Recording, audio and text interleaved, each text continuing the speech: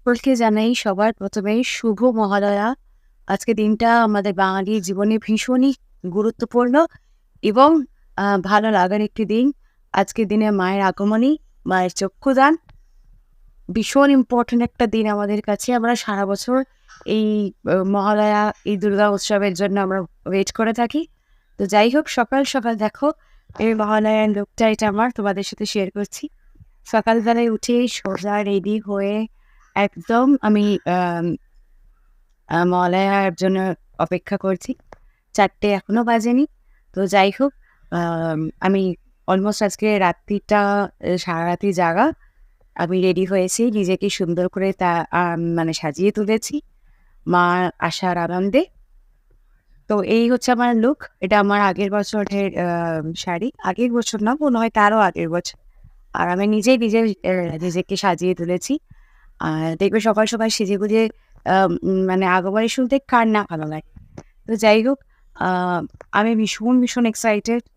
আমার অনেক বন্ধুরাই বলে যে এখনো হয়তো মহালয়ার সেই ইম্পর্টেন্সটা নেই। কাজের ফাঁকে ওই ভোর মানে একটা দিন হয়তো এটা ছুটি থাকে, সেখানে আবার ভোর 4টের সময় উঠে মহালয়া শোনার কোনো মানেই হয় না। ইউটিউবে তো থাকেই 12 মাস।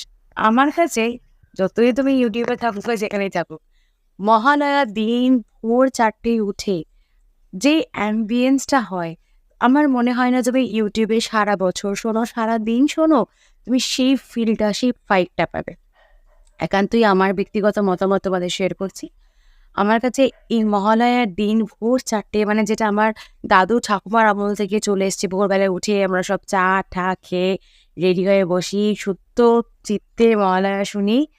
তো সেইটা আমার কাছে সারা জীবনই অতুলনীয় এবং অদ্বিতীয় হয়ে থাকবে। আর যতদিন পারবো এরকম ভোর 4টের সময় উঠে মহালয়া আমি শুনবো। তো ওটা একটা আলাদাই ব্যাপার। যতই ঘুম পাক বা যাই হোক, তার জন্য আমি সারারাত জাগতে প্রস্তুত। যেমন এই দেখো আমি সেরেছি সারারাত বসে। কিন্তু ভোরবেলায় ভোর 4টের সময় উঠে মহালয়া না শুনলে আমার হয় না। তো যাই হোক, আজকে ভীষণ আনন্দের একটি দিন। অনেকেরই ছুটি।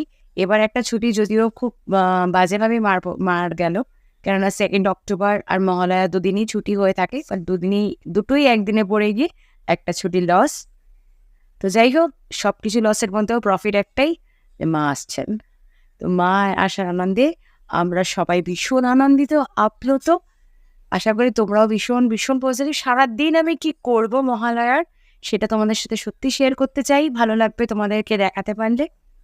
খুব স্পেশাল কিছু হয়তো নেই প্ল্যান, বাট যেভাবেই আমি দিনটা কাটাই না কেন তোমাদের সাথে শেয়ার করব। সকলকে জানাই আরেকবার শুভ মহালয়া। সবাই মহালয়া শোনো, যারা জেগে আছো পারলে শোনো। এই দিনের মাহাত্ম্য অতুলনীয়। এই দিনটা কিন্তু বারবার ফিরে আসবে না। তুমি মহালয়াও সবসময় শুনতে পাবে, তুমি মহালয়া বাজাতে পারবে। টিভিতে যেগুলো হয় সেগুলো রিপিট টেলিকাস্টও হবে। বাট মহালয়ার দিন মহালয়া শোনা, এবং সেটিও আবার ভোর 4টের সময়, এইটা কিন্তু আজ কত বছর হয়ে গেছে বলো, তাও কিন্তু আমাদের কাছে ওটা ভীষণ ইম্পর্ট্যান্ট। আর অমাবস্যা তো লেগেই গেছে, তোমরা জানো।